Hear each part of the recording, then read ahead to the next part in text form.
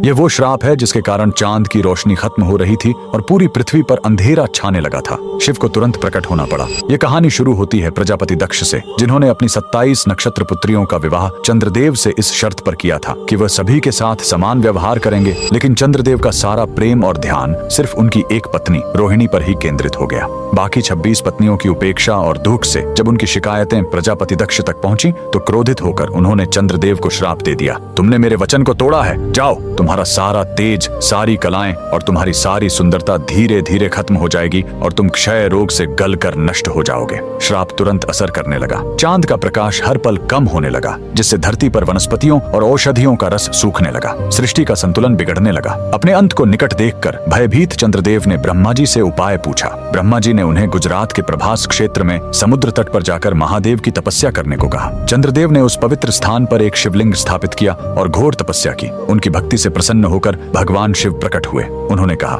मैं दक्ष के श्राप को पूरी तरह खत्म तो नहीं कर सकता, लेकिन उसका प्रभाव कम कर सकता हूँ। शिव ने वरदान दिया, तुम कृष्ण पक्ष में 15 दिन क्षीण होगे, लेकिन शुक्ल पक्ष में 15 दिन फिर से पूर्ण हो जाओगे। उन्होंने चंद्र को अपने मस्तक पर धारण कर लिया और चंद्रशेखर कहलाए। और जिस ज्योतिर्लिंग की चंद्र ने पूजा की थी वो सोमनाथ, सोम यानी चंद्र के नाथ के नाम से प्रसिद्ध हुआ। और यही सोमनाथ मंदिर भारत का पहला ज्योतिर्लिंग आज भी गुजरात के वेरावल में उसी समुद्र तट पर शान से खड़ा है जहाँ चंद्रदेव ने श्राप से मुक्ति पाई थी। लेकिन रुकिए, इस मंदिर का एक और रहस्य है। यहाँ मौजूद बाण स्तंभ यह बताता है कि यहाँ से लेकर दक्षिणी ध्रुव तक समुद्र के रास्ते में कोई जमीन नहीं है। भगवान शिव के भक्त कमेंट में हर हर महादेव जरूर लिखें।